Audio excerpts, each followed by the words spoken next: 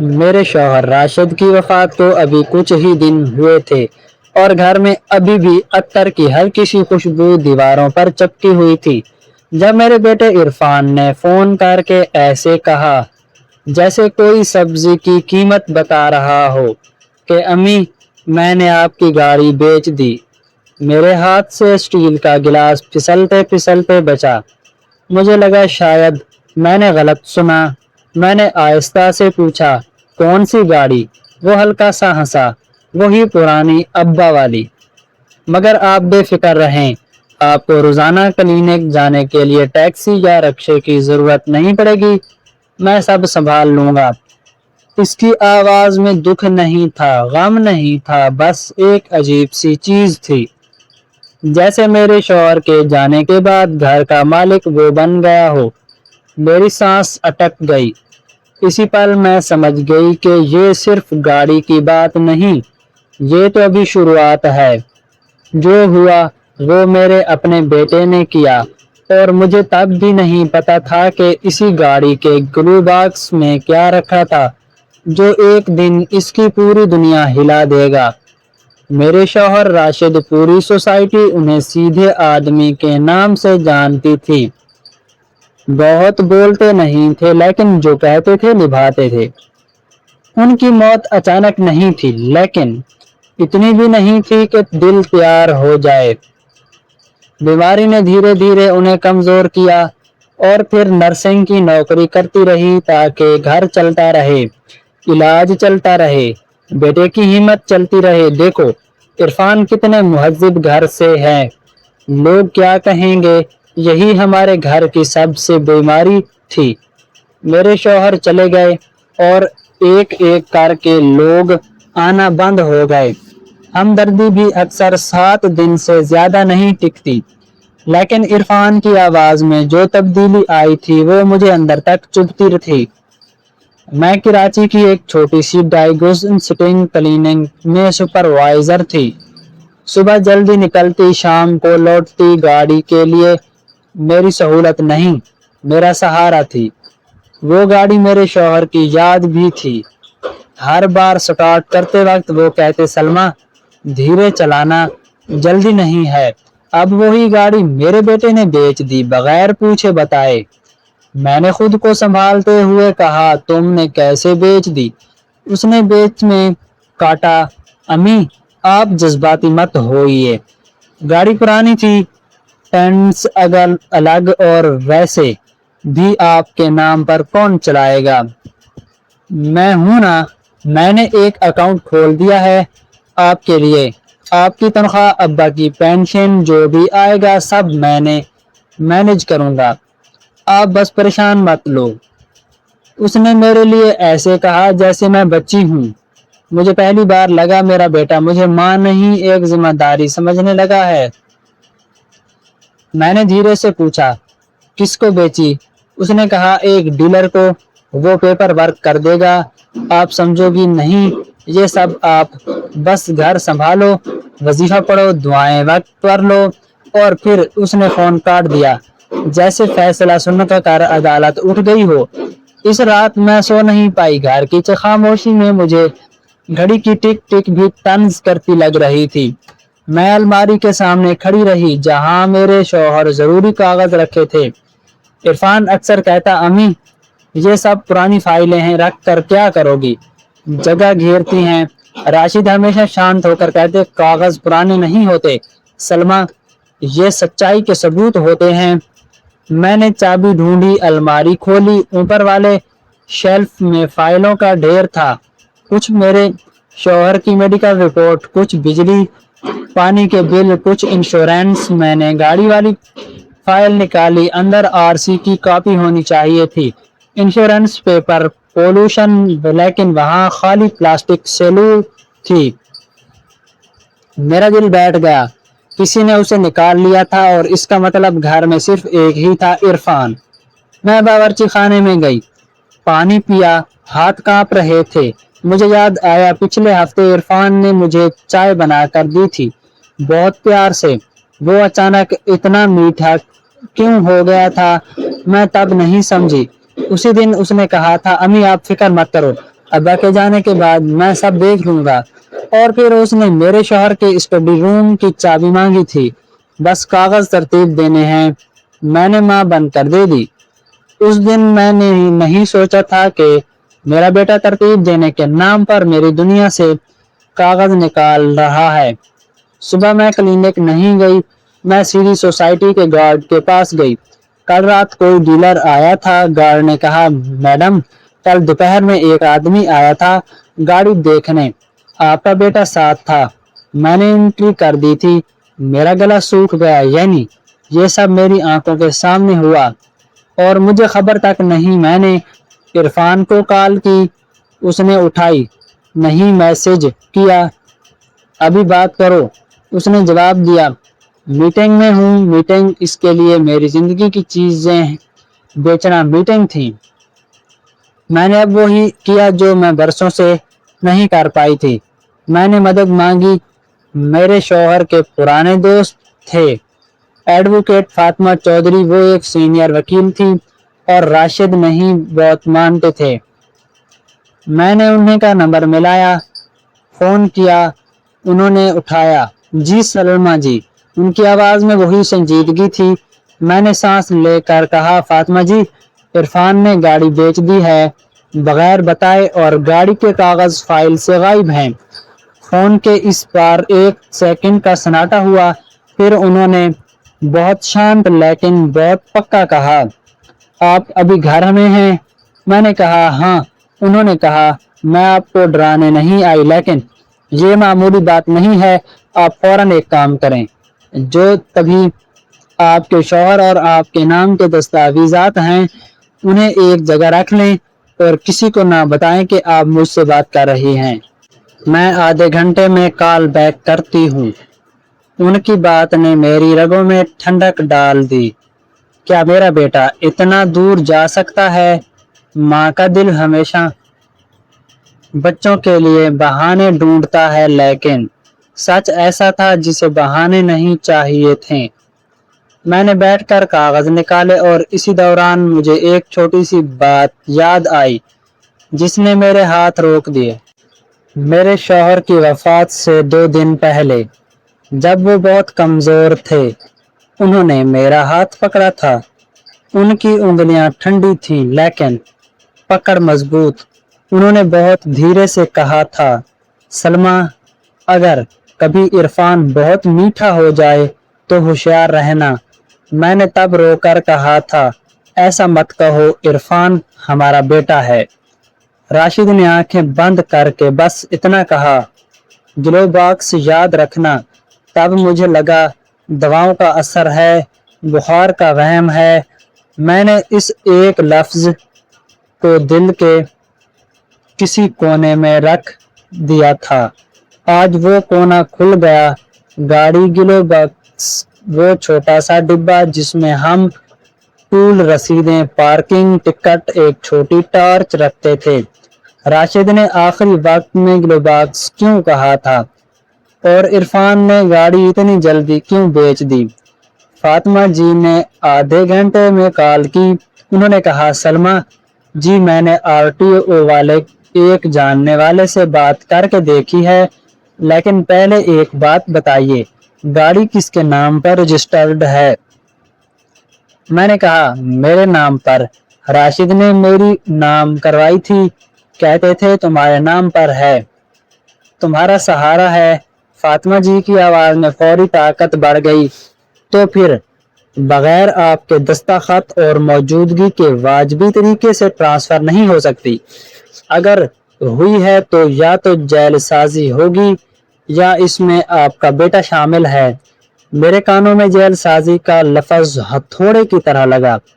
माँ होने के बावजूद मेरे अंदर कुछ जागा, गुस्सा नहीं, एक साफ चेतावनी। अब अगर मैं खामोश रही तो ये सिर्फ गाड़ी नहीं, मेरी पूरी जिंदगी बेच दी जाएगी।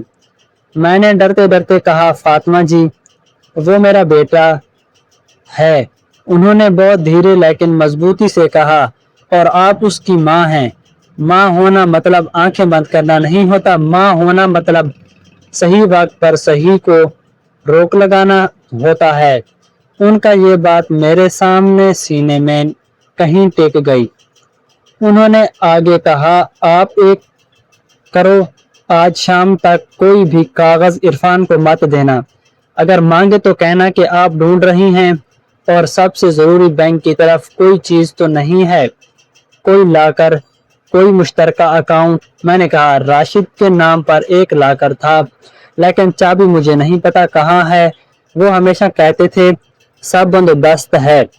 فاطمہ جی نے کہا، ٹھیک ہے، ہم لاکر پر بھی نظر ڈالیں گے، لیکن پہلے میں نے گاڑی کا نمبر بیچ دیا۔ شام ہونے سے پہلے عرفان گھر آیا۔ اس کی چال میں ایک نقلی پریشانی تھی۔ امی آج کلینک نہیں گئی؟ میں نے کہا، نہیں، طبیعت ٹھیک نہیں تھی۔ اس نے میرے چہرے دیکھا، پھر جلدی سے اپنی نظریں ادھر ادھر پھیری، جیسے وہ چیک کر رہا ہو کہ میں کچھ جان تو نہیں گئی۔ پھر اس نے وہی میٹھی آوازیں نکالیں، امی آپ پریشان نہ ہوں، گاڑی سے آپ کو کیا لگاؤ گے؟ میں آپ کو ڈرائیور رکھ دیتا ہوں، ان ڈرائیور والی سروس کرواتا ہوں، بس آپ مجھ کچھ فائلیں دے دو۔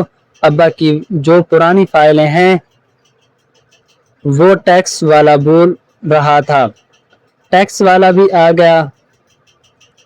میں نے سانس دبا کر کہا، فائلیں؟ وہ تڑپ کر بولا، امی جلدی کرو، لوگ کیا کہیں گے کہ ابا کے بعد گھر کی چیزیں بکھری پڑی ہیں، وہی پرانا ہتھیار، لوگ کیا کہیں گے؟ میں نے پہلی بار اس کی آنکھوں میں سیدھا دیکھ کر کہا، لوگ تو کل بھی کہیں گے عرفان، اور پرسوں بھی۔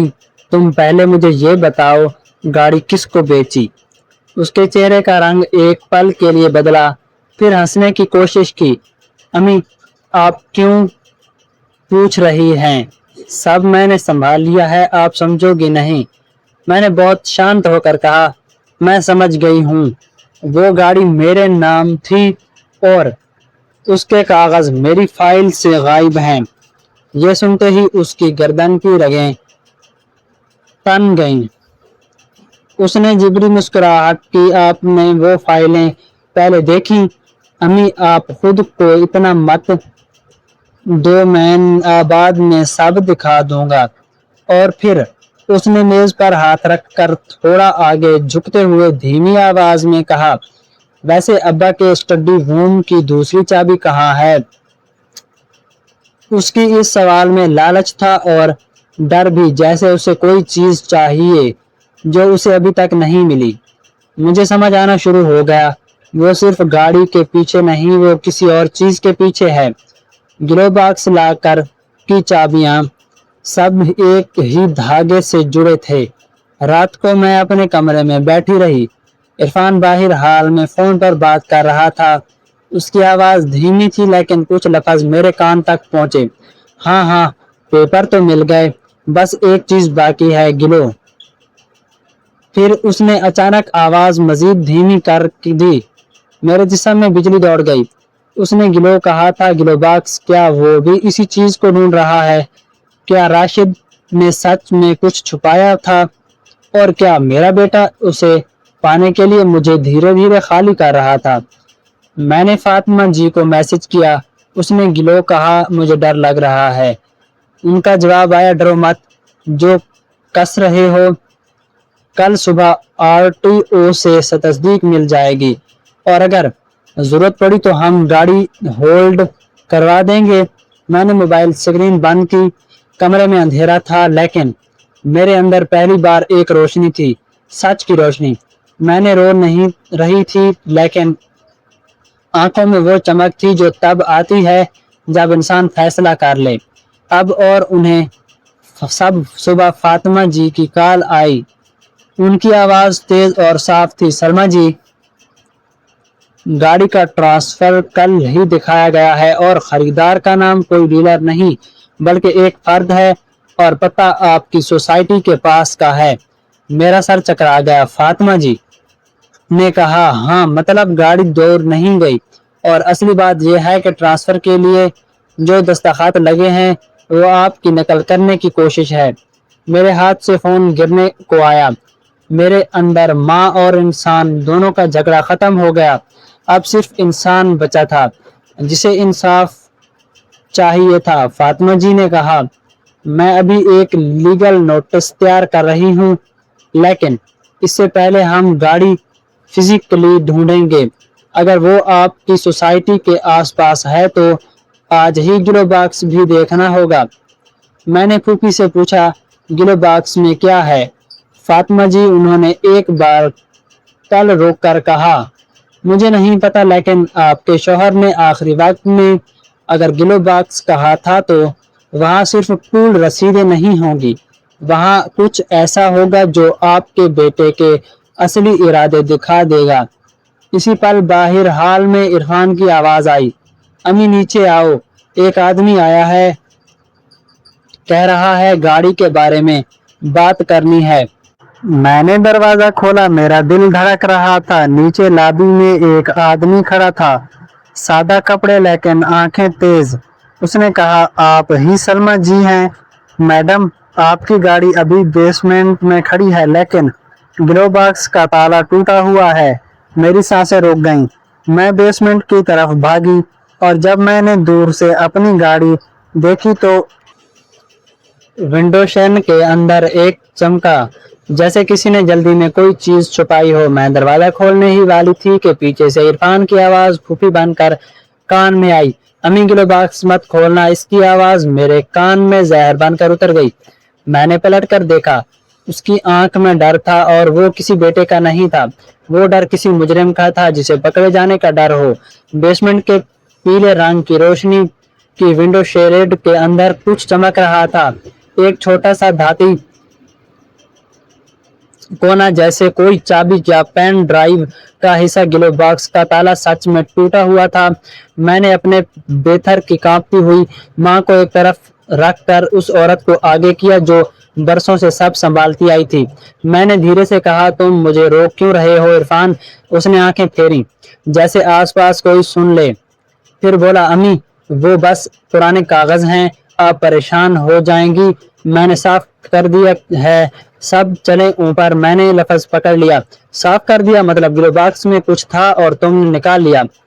इसके गले में जैसे कुछ फंस गया। वो झूल कर बोला, आपको ये सब समझ नहीं आएगा। और फिर उसने मेरी कलाई पकड़ी, हल्का सा जोर लगाकर, जैसे मैं बच्ची हूँ। वही कलाई जिसे मैंने कभी उसके बुखार में माथा छुआ था। मुझे पहली बार उसकी पकड़ पर गुस्सा नहीं, शर्म आई। मैं बोली, नहीं, बस धीरे से अपनी कलाई छुड़ाई, हाथ मत लगाना मुझे। मैंने बहुत शांत आवाज, कभी कभी सबसे तेज थप्पड़ती होती है। इस अजनबी आदमी ने जो नीचे लॉबी में आया था हिचकिचा कर कहा, मैडम, मैं सोसाइटी के इलेक्ट्रिशियन को जानता हूँ, कल रात ये गाड़ी यहाँ थी, सुबह सुबह किसी ने पार्क की, पर थोड़ी देर में दो लड़के आए, ग्लो बॉक्स के पास झुके, फिर जल्दी जल्दी चले गए।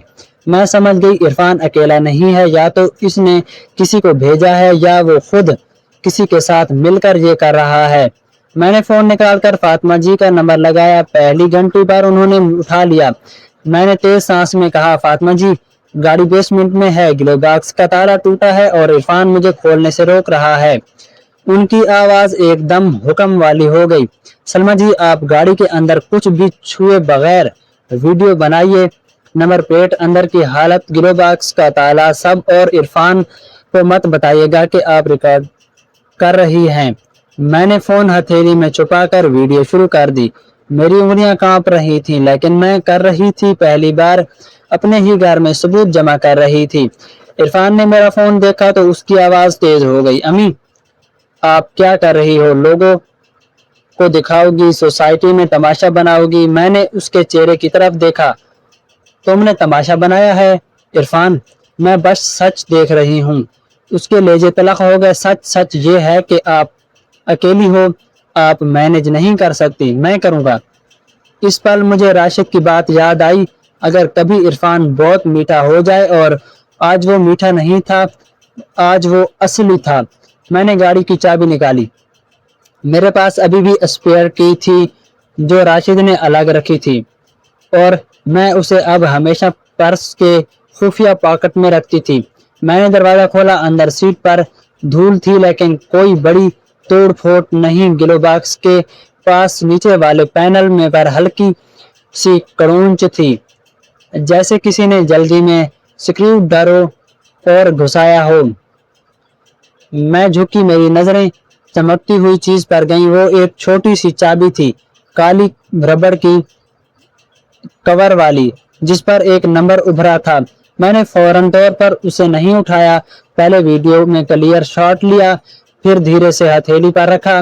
ठंडी और भारी थी। ये चाबी घर की अलमारी की नहीं, ये लाकर की थी। ये किसी ऑफिस सेफ की। मेरा गिला सूख गया। ये क्या? मैंने इरफान से पूछा। उसने एकदम कहा, कुछ नहीं, अब्बा की होगी, पुरानी छोड़ो। उसने छोड़ो ऐसे कहा जैसे वो चाहता हो कि मैं भूल जाऊं, लेकिन अब मेरा भूलने का मौसम खत्म हो चुका था। मैंने ग्ले बॉक्स को खोलने के लिए हाथ बढ़ाया। इरफान ने फिर से आवाज दबाकर कहा, मत खोलो अम्मी। इस बार उसके लहजे में गड़गड़ाहट थी। मैंने रुकी, मैं उसे देखा। क्यों? उसने निकल कर कहा, क्योंकि इस अब्बा की चीजें हैं, इस आप रो पड़ोगी। मैं बोली, मैं रो नहीं रही इरफान, मैं सीख रही हूँ। फिर मैंने ग्लो बॉक्स का ढक्कना धीरे से नीचे किया। अंदर कागजों का छोटा सा ढेर था, पुरानी पार्किंग की रसीदें, एक टॉर्च, एक फटा हुआ मास्क, लेकिन मैं एक भूरे रंग का लिफाफा था जिस पर कोई नाम नहीं लिखा था, बस एक छोटा सा स्टिकर लगा था जैसे मोहर हो।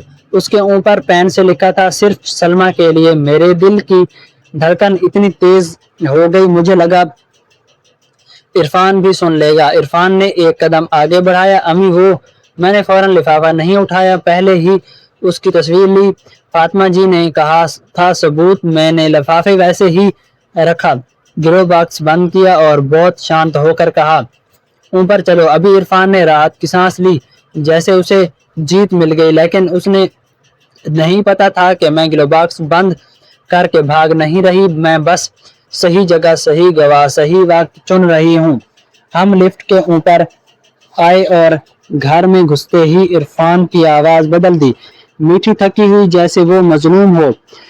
अम्मी, आप मेरी बात समझ क्यों नहीं रही? मैं आपके लिए थोड़ा कर रहा हूँ। मैंने कहा, ठीक है बेटो, बैठो।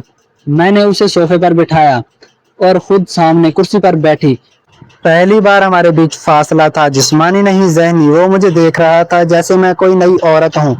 मैंने बहुत सीधा सवाल पूछा, तुमने मेरे नाम के दस्तखत कैसे लगाए? उसके चेहरे पर बिजली सी चमकी, फिर उसने खुद को संभाल लिया। कौन सी दस्तखत?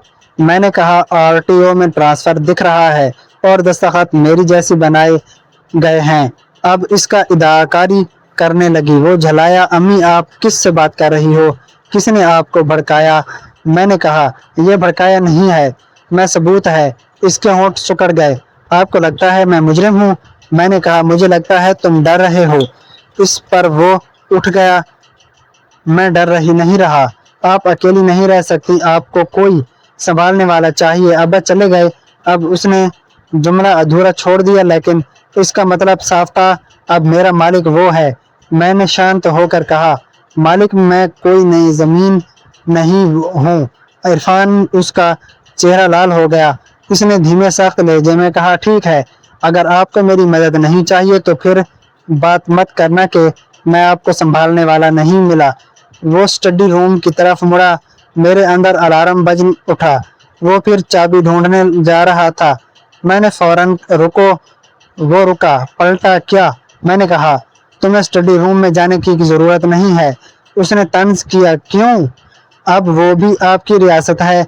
मैंने उसे देखकर कहा, हाँ, मेरे शौहर का कमरा था और अब मेरा है। मेरे ही मुंह से ये लफ्ज निकले और मुझे खुद पर भरोसा होने लगा। इसी वक्त मेरे फोन पर फातिमा जी का मैसेज आया, अभी के अभी लिफाफा और चाबी महफूज रखो और आज शाम मेरे चैम्बर में आ जाओ। अकेली नहीं, किसी भरोसे वाले पड़ोसी या रिश्तेदार के साथ, लेकिन बेटे को मत बताना। मैंने स्क्रीन बंद कर दी। मेरे अंदर डर था, लेकिन एक समय भी थी। इरफान चुपके से मेरे कमरे में घूम रहा था। उसकी नजरें मेरे पर्स पर टिकती थी, फिर हट जाती। वो कुछ सोच रहा था और कुछ, फिर उसने वही चाल चली जो सबसे ज्यादा चोट करती थी, जज्बाती ब्लैकमेल। अम्मी, आप इतने ठंडे कैसे हो गई? अब्बा गए हैं और आप मुझे ही शक की नजर से देख रही हो। लोग क्या कहेंगे? माँ बेटा एक दूसरे से लड़ रहे हैं। मैंने धीरे से कहा, लोग वही कहेंगे जो उन्हें मजा देता है। میں ابا جان کے مطابق نہیں جیوں گی۔ میرے لہجے میں نہ غصہ تھا نہ دھونس، بس ایک سیما تھی، جو سیما وہ ہو وہی اصل طاقت ہوتی ہے۔ شام ہونے لگی، میں نے بہانہ بنایا کہ مجھے کلینک جانا ہے۔ عرفان نے کہا میں چھوڑ دیتا ہوں۔ میں نے کہا نہیں، میں ٹیکسی یا رکشہ والا کر کو چلی جاؤں گی۔ وہ حیرت سے دیکھتا رہا کیونکہ وہ چاہتا تھا کہ میں اس کے ساتھ جاؤں تاکہ وہ میرے ہر قدم پر نظر رکھ سکے۔ میں نے جلدی سے اپنے پرس میں لفافہ اور چابی رکھی اور لفافے کو ایک پرانے تھیلے میں کپڑوں میں نیچے چھپا دیا۔ پڑوسن سمینہ آپا کو ساتھ چلنے کو کہا۔ انہوں نے بغیر کوئی سوال کیے کہا چل بیٹا، میں ہوں نا۔ ہم فاطمہ جی کے پیچھے ان کے چیمبر پہنچے۔ وہ ایک سینئر وکیل تھی۔ ان کے چیمبر میں کتابیں رکھی تھیں اور ایک سادہ سی کرسی تھی۔ انہوں نے مجھے بٹھایا، پانی پلایا اور پھر نہایت صاف الفاظ میں کہا آپ جو بھی بتائیں گی وہ کاغذ پر درج ہوگا، اور اگر آپ کا بیٹا غلط ہے تو اسے اپنے عمل کا نتیجہ بھی ہوگا، لیکن ہم اسے اپنی مٹی نہیں ملائیں گے بلکہ قانون اور سمجھداری کے ذریعے اسے صحیح راستے پر لانے کی کوشش کریں گے۔ ان کے الفاظ سن کر میرے دل کو کچھ ہوا، لیکن یہ بدلہ نہیں تھا بلکہ اصلاح کا راستہ تھا۔ میں نے چابی ان کے سامنے رکھی، انہوں نے اسے دیکھا، نمبر نوٹ کیا، پھر میں نے لفافہ نکالا۔ میری انگلیاں کانپ رہی تھیں۔ فاطمہ جی نے کہا کھولیے۔ میں نے دھیرے سے سیل توڑی۔ اندر ایک چھوٹا سا پین ڈرائیو تھا، ایک بند کاغذ تھا، راشد کی لکھاوٹ۔ میری آنکھیں بھر آئیں لیکن میں روئی نہیں، میں پڑھنے لگی۔ سلمیٰ، اگر تم یہ پڑھ رہی ہو تو مطلب میں نے جو ڈرو دیکھا وہ سچ ہو گیا۔ عرفان کو میں پیار کرتا ہوں لیکن میں اس کے لالچ کو بھی پہچانتا ہوں۔ اس پین ڈرائیو میں کچھ دستاویزات تھے، جائیداد کے کاغذ نہیں، ثبوت ہیں، ایسے ثبوت جو دکھائیں گے کہ عرفان نے کب اور کس کے ساتھ مل کر کیا کیا۔ میرے ہاتھ ٹھنڈے پڑ گئے۔ فاطمہ جی نے میرے طرف دیکھا، یہ کس بارے میں ہے؟ میں نے پھوپھی سے کہا میرا شوہر جانتا تھا کہ عرفان کچھ غلط کرے گا۔ فاطمہ جی نے پین ڈرائیو کو اپنے لیپ ٹاپ میں نہیں لگایا، انہوں نے فوراً کہا پہلے فرانزک بیک ٹاپ ہوگا، ہم اسے یوں نہیں کھولیں گے، زنجیر قید ضرور ہے۔ اس نے یہ لفظ سن کر مجھے لگا میں صحیح انسان کے پاس آئی ہوں۔ انہوں نے اپنے جونیئر کو بلایا، بند لفافہ تیار کرایا اور پین ڈرائیو کو ثبوت کی طرح پیک کروایا۔ میں انہوں نے چابی دے کر کہا یہ چابی بینک لاک کی معلوم ہوتی ہے، اور آپ نے کہا تھا کہ آپ کے شوہر کے نام لا کر تھا، ہم کل صبح بینک چلیں گے۔ میری سانس میں تھوڑی طاقت آئی لیکن ساتھ ہی میرے دل میں ایک ڈر بھی تھا کہ اگر لاکر میں وہی چیز ہے جو عرفان چاہتا ہے تو وہ ہمیں وہاں جانے نہیں دے گا۔ فاطمہ جی نے جیسے میرے دل کی بات پڑھ لی، انہوں نے کہا آپ آج رات گھر اکیلی مت رہنا، اور اگر بیٹا ہنگامہ کرے تو آپ خاموش رہ کر بس اتنا کہنا میں اپنے کاغذ خود سنبھال رہی ہوں۔ بس میں نے سر ہلایا۔ ہم چیمبر سے نکلے ہی تھے کہ میرے فون پر عرفان کی کال آئی۔ میں نے اٹھایا، اس کی آواز میں خشم تھا۔ آپ کہاں ہیں؟ میں نے کہا کام سے باہر۔ اس نے کہا کس کے ساتھ؟ میں نے کہا پڑوسن سمینہ آپا کے ساتھ۔ اس نے کہا فوراً کہا جھوٹ مت بولو، مجھے پتا ہے آپ کہیں اور گئی ہو۔ مجھے لگا جیسے وہ ہماری پرچھائی تک دیکھ رہا ہے۔ پھر اس نے دھیمے بہت سخت لہجے میں کہا امی، اگر آپ میرے خلاف کوئی قدم اٹھائیں گی تو یاد رکھنا گھر میں جو کچھ ہے میں سب روک دوں گا۔ میں نے پہلی بار اسے جواب میں دھمکی نہیں دی، میں نے بس اتنا کہا تم روک نہیں سکتے عرفان، تم صرف کوشش کر سکتے ہو، اور میں نے فون کاٹ دیا۔ میرے ہاتھ کانپ رہے تھے لیکن میری آواز نہیں کانپی۔ گھر لوٹتے ہی مجھے پتا چل گیا کہ کچھ بدل چکا ہے۔ دروازے پر عرفان کھڑا تھا جیسے وہ انتظار ہی کر رہا ہو۔ آپ وکیل کے پاس گئی تھیں؟ میرے پیٹ میں ایک پل کے لیے ڈر تھا۔ اس نے کیسے جانا؟ کیا اس نے کسی کو لگایا ہے؟ کیا اس نے میرا پیچھا کرایا؟ سمینہ آپا نے فوراً کہا ہاں گئی تھی۔ کیا ماں کو صلاح لینے کا حق نہیں؟ عرفان نے انہیں گھور کر دیکھا، پھر میری طرف آیا۔ امی، آپ نے میرے ساتھ ایسا کیا؟ میں نے کہا میں نے اپنے ساتھ ایسا کیا، میں نے خود کو بچایا۔ وہ तलमला गया। आपको बचाने वाला मैं हूँ। मैंने बहुत धैर्य से कहा, नहीं इरफान, अब मैं खुद हूँ। इस रात मैं अपने कमरे में बैठी और पहली बार मुझे लगा कि मेरी सांस मेरी है, लेकिन नींद फिर भी नहीं आई, क्योंकि मुझे पता था इरफान अब नरम नहीं रहेगा, वो अब अपना असली चेहरा और साफ दिखाएगा। और सच में रात गए मुझे हल्की सी आवाज सुनाई दी, स्टडी रूम के दरवाजे के पास खड़खड़ाहट जैसे कोई चाबी घुमा रहा हो। मैं धीरे से उठी, दरवाजे की तरफ गई। बाहर बाल के अंधेरे में अंधेरा बहुत था। स्टडी रूम के नीचे की दीवार से रोशनी की एक पतली लकीर हाल में दिख रही थी, मतलब कोई अंदर से। मेरा दिल थरथराया। मैंने चुपके से अपने फोन का कैमरा ऑन किया, रिकॉर्डिंग शुरू की और एक कदम आगे बढ़ी। अंदर से इरफान की आवाज आई, बहुत धीमी, किसी और से सरगोशी करते हुए। हाँ, लाकर की चाबी नहीं मिल रही, पेन ड्राइव भी नहीं मिल रही, जल्दी करो, सुबह से पहले चाहिए वरना। फिर दूसरी तरफ से किसी आदमी की आवाज आई जिसे मैं पहचान नहीं पाई, और उसी वक्त स्टडी रूम के अंदर कुछ धड़ाम से गिरा, जैसे कोई अलमारी खुल गई हो। मैंने एक ही सांस में समझ लिया, इरफान अकेला नहीं है, वो किसी को रात में घर के अंदर लेकर आया है। और ये सिर्फ चोरी नहीं है, ये मेरे शौहर की आखिर चेतावनी का सच है। मैंने हाथ बढ़ाकर स्टडी रूम का दरवाजा धक्का देने वाली थी तो पीछे से मेरे कमरे के पास की खिड़की पर कुछ खटखटाया, एक छोटा सा पत्थर और फिर एक फूफी, सलमा जी दरवाजा मत खोलिए, वो लोग आपको देख लेंगे। मैं पलट गई।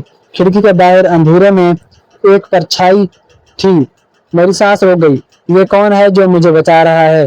खिड़की के बाहर की परछाई ने फिर फूफी से कहा, सलमा जी आप दरवाजा मत खोलिए, वो लोग आपको देख लेंगे। मेरे पूरे जिस्म में कपकपी सी दौड़ गई। रात के 2 बजे मेरे कमरे में, मेरे घर में कोई आदमी और मेरा बेटा स्टडी रूम में किसी अनजान के साथ फाइलें उलट पुलट कर रहे हैं, और बाहर कोई तीसरा इंसान मुझे बचने को कह रहा है।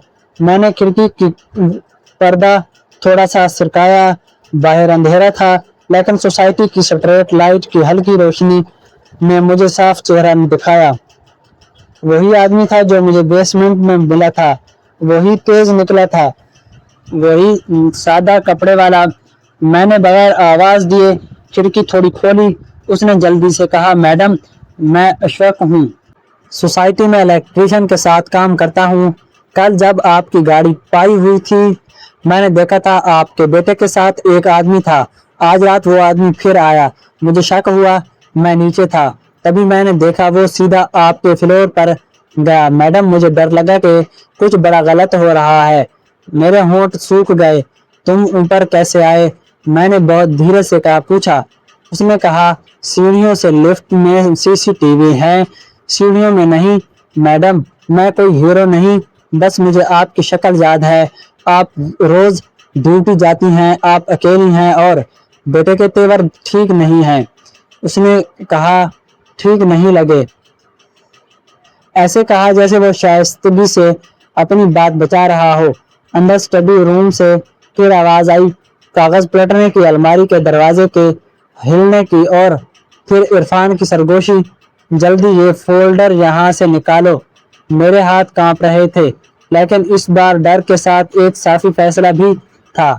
मैंने इशफाक से कहा, तुम अभी नीचे जाओ, गार्ड को बताओ मेरे फ्लोर पर आ जाए और पुलिस को भी कॉल करो। लेकिन मैं बनशूर के इशफाक ने सर हिलाया। ठीक मैडम। वो फौरन परछाई की तरह सीढ़ियों की तरफ गायब हो गया। मैंने कमरे का दरवाजा अंदर से लॉक नहीं किया।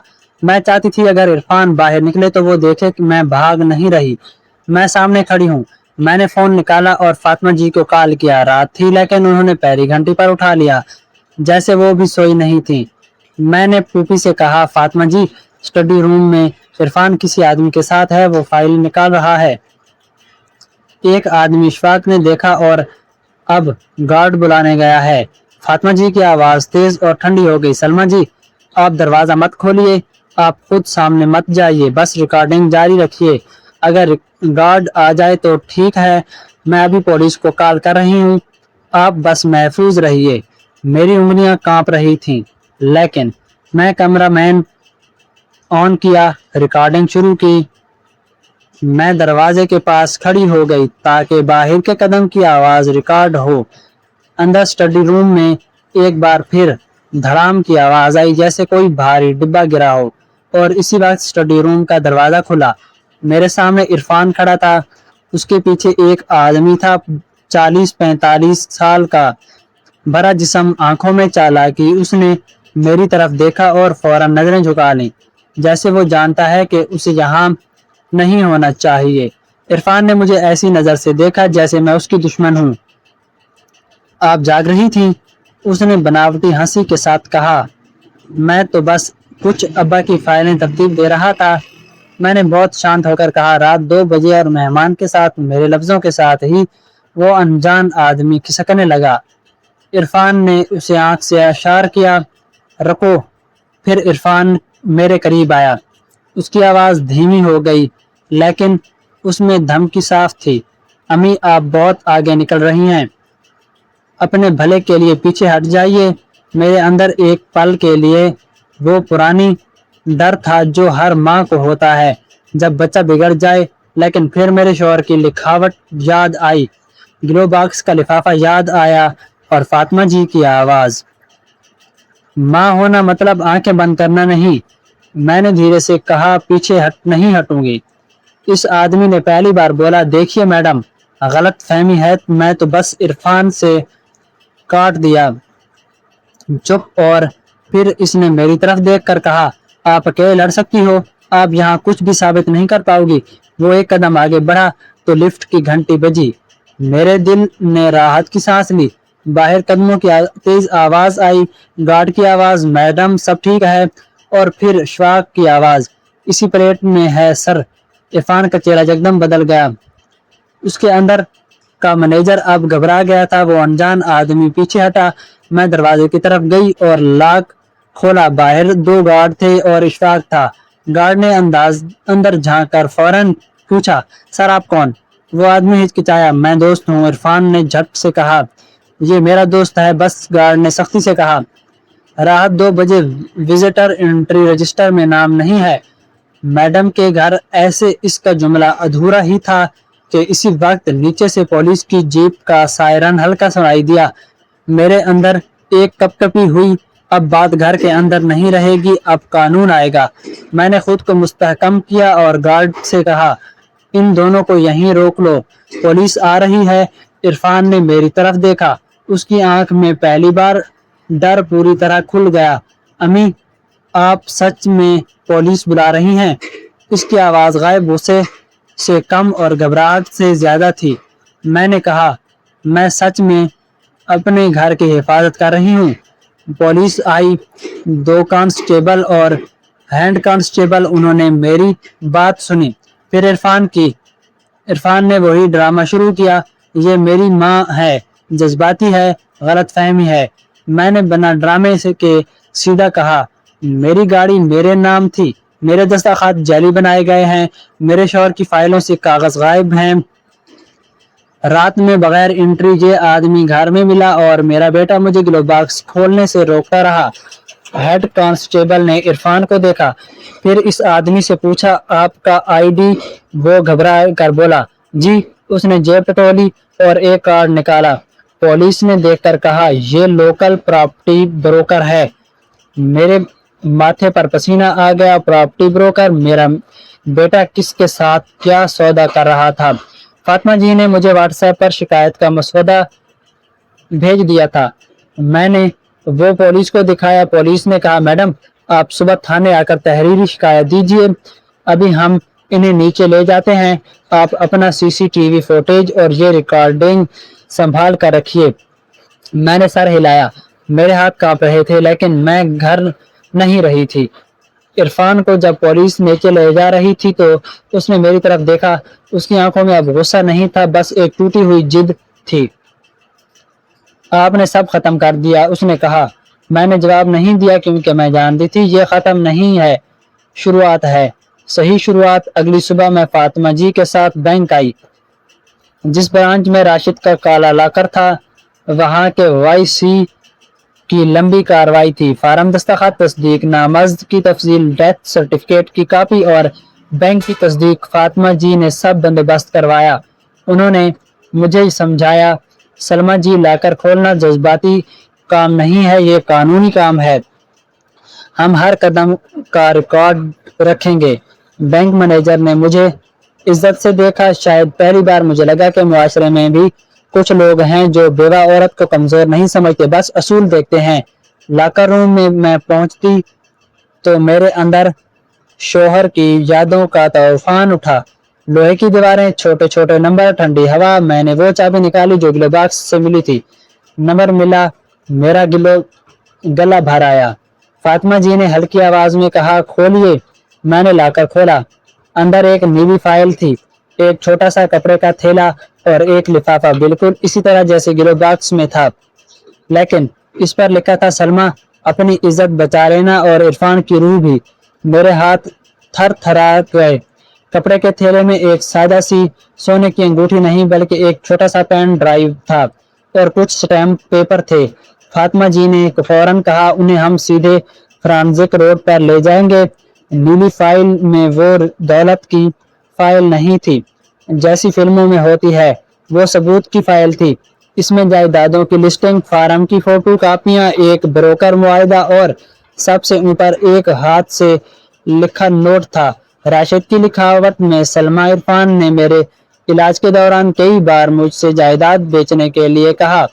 میں جانتا تھا کہ وہ دباؤ میں ہے، اسٹیٹس لائف اور لوگ کیا کہیں گے۔ میں نے اسے سمجھایا لیکن وہ نہیں مانا۔ اگر تم یہ پڑھ رہی ہو تو وہ میرے نام کی چیزیں بھی بغیر پوچھے بیچنا شروع کر چکا ہوگا۔ میں نے اسی لاکر میں وہ سب رکھا ہے جو تمہیں سچ دکھائے گا، لیکن یاد رکھنا، اسے مٹانا نہیں ہے، اسے روکنا ہے۔ میں نے آنکھیں بند کی۔ میرے شوہر نے مجھے بدلہ نہیں سکھایا تھا، انہوں نے مجھے سیما دکھائی تھی، حد۔ فاطمہ جی نے دھیرے سے کہا، سلمہ جی، یہ دستاویزات دکھائے ہیں کہ آپ کا بیٹا آپ کو قانونی طور پر نظر انداز کر کے جائیداد بیچنے کی کوشش کر رہا تھا اور بروکر کے ساتھ مل کر کاغذ بنا رہا تھا، اور گاڑی کی جعل سازی کا بھی اس پیٹرن کا حصہ ہے۔ ہم مقدمہ بنا سکتے ہیں، جعل سازی اور دھوکے دہی کی کوشش، لیکن ہم کون سا راستہ اپنائیں یہ آپ کو طے کرنا ہے۔ اسی دن میں پہلی بار سمجھی، میرے ہاتھ میں طاقت ہے، لیکن طاقت کا مطلب کسی کو کچلنا نہیں ہوتا، کسی کا مطلب ہوتا ہے کہ غلط کو روکنا، صحیح کو قائم کرنا۔ تھانے میں ہم نے تحریری شکایت درج کروائی، پولیس نے آرٹی اور جعل سازی تفتیشیں کے لیے متعلقہ ڈیسک پر لکھا اور بروکر کو پوچھ گچھ کے لیے بلایا۔ عرفان کو اسی روز ضمانت مل گئی کیونکہ اسے خاندانی جھگڑے کی طرح بھی دیکھا جا سکتا تھا، لیکن اور اس نے وکیل کر لیا تھا۔ گھر واپس آیا تو اس کی چال میں وہ پرانی اکڑ نہیں تھی، وہ خاموش تھا، آنکھوں میں تھکن تھی۔ اس رات اس نے میرے شوہر کے ساتھ باہر کھڑے ہو کر کہا، امی بات کرنی ہے۔ میں نے کہا، آؤ۔ وہ اندر آیا، لیکن اس نے بیٹھنے سے پہلے کمرے کو دیکھا، جیسے اس کو یقین نہیں آ رہا تھا کہ کمرے میں بھی میری جگہ ہے۔ اس نے دھیرے سے کہا، آپ نے پولیس بلا کر مجھے شرمندہ کر دیا۔ میں خاموش رہی۔ پھر میں نے پوچھا، تم نے میرے نام کی دستخط کیوں بنائے؟ اس نے سر جھکا لیا۔ اس کا گلا بھر آیا کیونکہ مجھے لگا سب ہاتھ سے نکل رہا ہے۔ میرے دوست، میرے حلقے سے سب وہ کہتے ہیں جو آج کل بہت سے گھروں میں بچوں کو توڑنا دیتا ہے، لوگ کیا کہیں گے؟ میں نے اسے دیکھا اور کہا، اور تم نے مجھے گھر سے نکالنے کے بارے میں لوگ کیا کہیں گے؟ اس نے چونک کر میری طرف دیکھا۔ میں آگے بولی، عرفان، تم نے مجھے ماں نہیں سمجھا، تم نے مجھے ایک کمزور بیوہ سمجھا جس کی چیزیں تمہیں مل جائیں گی۔ تمہیں لگا راشد کے جانے کے بعد گھر پر تمہارا راج ہوگا، لیکن راشد نے میرے لیے راج نہیں چھوڑا، انہوں نے میرے لیے سچ چھوڑا۔ عرفان کی آنکھوں سے آنسو گرنے کو تھے، لیکن وہ رونا نہیں چاہتا تھا۔ اس نے دھیرے سے کہا، میں نے آپ کو نقصان نہیں پہنچانا چاہا۔ میں نے کہا، نقصان چاہنے اور نقصان پہنچانے میں فرق نہیں ہوتا بیٹا، نقصان نقصان ہوتا ہے۔ پھر میں نے وہ بات کہی جو مجھے سب سے مشکل لگ رہی تھی۔ میں نے کہا، اب گھر کے اصول بدلیں گے۔